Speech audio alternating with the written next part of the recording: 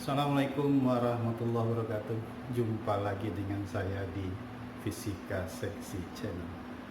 Hari ini kajian kita akan menelaah tentang bagaimana fenomena listrik ya. Nanti kita bagi dua, ada listrik yang statis dan ada listrik yang dinamis. Listrik ini adalah bahan yang sangat banyak diujikan kalau nanti kita mengikuti seleksi perguruan tinggi. Apakah itu di UTBK, SIMA UI, UM/UGM maupun seleksi PTN yang lain. Ya, jadi ini bahan mesti menjadi perhatian khusus kita supaya kita mudah memahaminya dan kita bisa menjawab soal-soalnya dengan mudah dan cepat. Baik, untuk mempersingkat kata, saya akan mulai yang pertama ya, mereview kembali bagaimana fenomena listrik statis. Baik, yang pertama kita akan mengulang kembali bagaimana pengertian dari muatan listrik. Nah, seperti kita ketahui, semua benda terbentuk dari atom. Setiap benda memiliki atom. Kemudian atom ini nanti yang lebih kecil lagi memiliki inti atom. Nah, di dalam inti atom kita ketahui terdiri dari proton, neutron, dan elektron. Nah, yang mana ketiga besaran elemen-elemen inilah nanti yang menentukan bagaimana muatan yang dimiliki oleh benda tersebut. Nah, kita lihat. Kemarin pada saat kita mengkaji atom, ada dua besaran fundamental yang dimiliki suatu benda. Ingat, dari nomor massa atau Z, dari nomor massa atau A, ya. Di sini nanti kita mengetahui berapa kandungan massa yang dimiliki oleh suatu benda atau suatu zat, yang mana massa itu terkait dengan suatu besaran yang sangat menentukan di fisika, yaitu apa? Gravitasi. Jadi nomor massa dalam hal ini Z ini menunjukkan atau menentukan berapa besar massa gravitasi yang dimiliki oleh zat tersebut. Nah, massa gravitasi menghasilkan gaya gravitasi, ya ini gayanya tentu sangat-sangat fenomenal ya. Kita pernah bahas kemarin ya tentang gaya gravitasi. Baik, ini kalau kita lihat dari nomor massa. Sekarang kita ingat dari nomor atom. Z atau nomor atom. Nah, dari sini kita akan mengetahui kandungan elektron dan kandungan proton yang dimiliki oleh suatu benda, yang mana ya akan terkait dengan masalah kelistrikan. Jadi kalau nomor massa terkait ke gravitasi, massa gravitasi, maka nomor atom terkait dengan massa kelistrikan, atau istilah lainnya terkait dengan massa elektrik.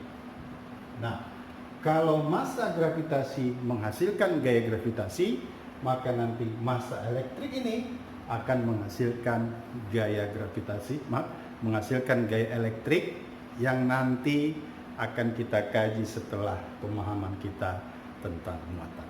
Nah, massa elektrik inilah yang familiar dengan kita, dikenal dengan istilah apa? Muatan listrik. Jadi muatan listrik atau massa elektrik ini pengertian atau sebutan yang sama. Coba bayangkan, kalau dikatakan muatan, yang tergambar di benak kita apa? Ya, dikatakan muatan, yang terbayang di benak kita adalah isi atau kandungan. Jadi muatan listrik adalah isi atau kandungan variabel listrik, dalam hal ini proton, neutron, dan elektron, yang nanti menentukan berapa besaran listrik yang dimiliki oleh suatu benda. Itulah secara sederhana pengertian dari muatan listrik. Baik, yang berikut kita akan lihat bagaimana jenis-jenis muatan. Ya, yang kedua kita akan bahas jenis-jenis muatan. Tentu dalam hal ini jenis-jenis muatan listrik ya. Oke. Nah, menurut kacamata fisika, muatan listrik ini jenisnya terbagi 3. Yang pertama bisa bermuatan positif. Yang kedua bisa bermuatan negatif. Berikut yang ketiga, benda bermuatan netral. Kapan benda bermuatan positif? Kalau suatu benda tersebut kekurangan elektron, maka benda dikatakan bermuatan positif. Ya, kurang elektron atau kelebihan proton, benda bermuatan positif. Nah, kemudian kapankah benda bermuatan negatif? Lawannya, jika benda kelebihan elektron. Dan kapankah benda dikatakan netral? Jika jumlah proton sama dengan jumlah dari elektron. Jadi positif atau negatif suatu benda tergantung konfigurasi elektron yang dimiliki oleh benda tersebut. Positif jika kekurangan elektron, negatif jika kelebihan elektron. Baik, itu tentang apa? Jenis-jenis muatan listrik. Nah, yang ketiga, bagaimana upaya kita untuk memberi muatan pada suatu benda. Cara memberi muatan pada suatu benda. Nah, ini ada 3 cara ya. Yang pertama, nanti kita kenal istilah cara menggosok ya.